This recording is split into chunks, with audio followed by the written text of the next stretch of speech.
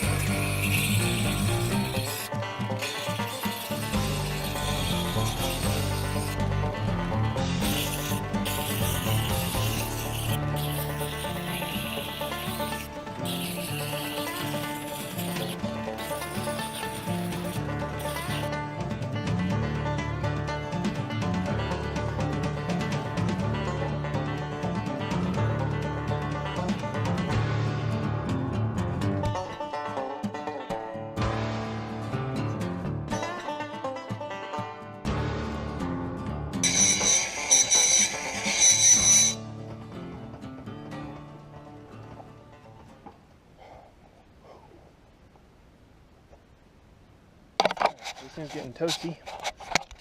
You can see I put these cuts in here and I'm working my way towards the center. But it's getting warm, so I have to go quench it now. Unfortunately, it's pretty slow still. Looks like it works pretty well wherever there's already a flat spot. But, you know, still removing material. It's all up to you and your feet.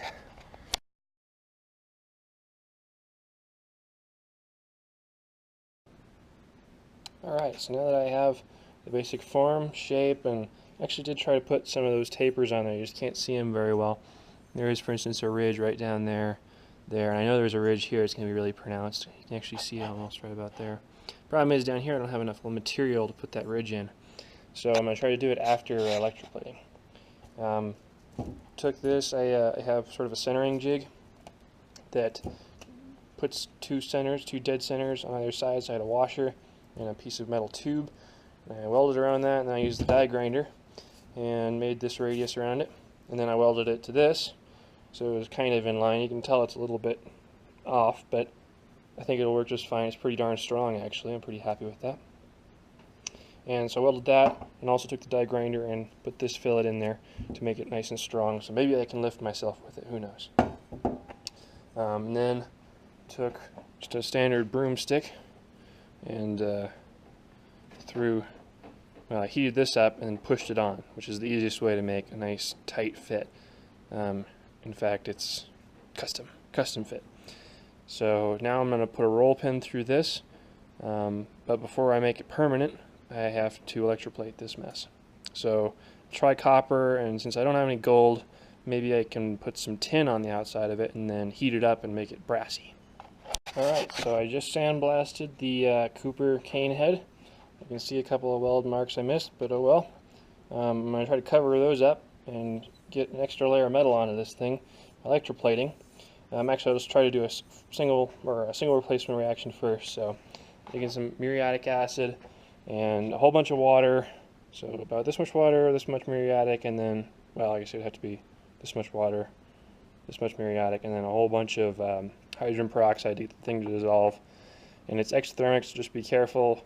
This thing is pretty toasty right now, and it was boiling a little bit when I first added it all together. In any case, I'm going to just try to get this nice new surface area I prepped with the sandblaster in there, and hopefully it'll just start reacting. I got the agitation in there so that the thing doesn't actually build up moss, rather it just starts reacting with the surface.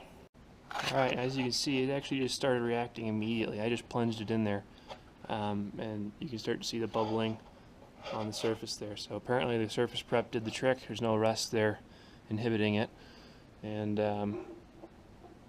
yeah, I think it'll work just fine. In fact, I'm starting to see it already, which is great.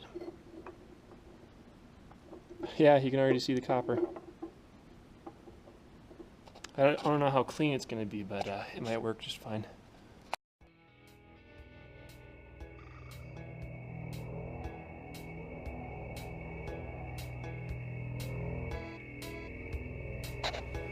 Alright, here we go again. This time on the electroplating. So I have copper wire here attached to positive. I have the part attached to ground, or negative. And I'm hoping this will work. Seems to be. Okay.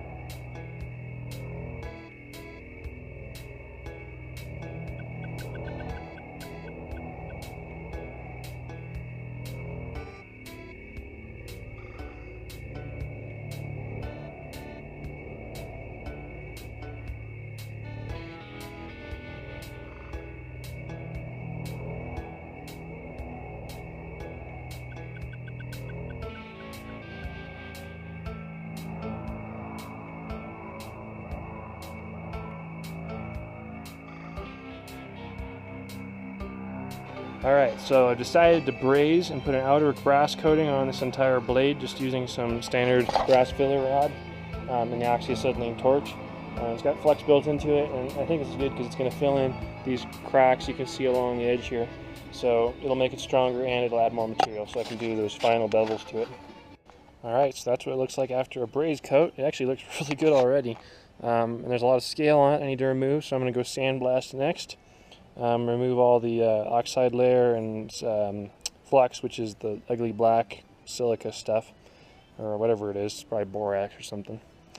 And underneath will be this nice shiny brass, and then I'll have to do another cleanup of that and put the edge on it. Or not the edge, the parting looking lines, so you actually have a distinct line running down the center here.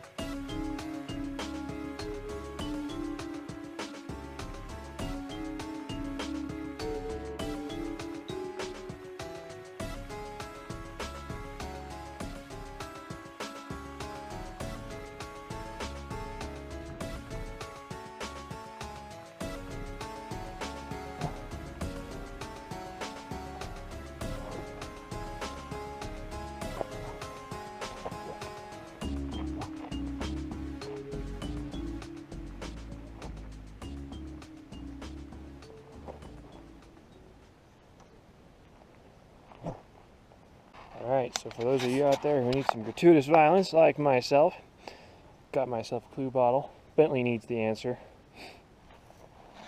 And we're going to break it.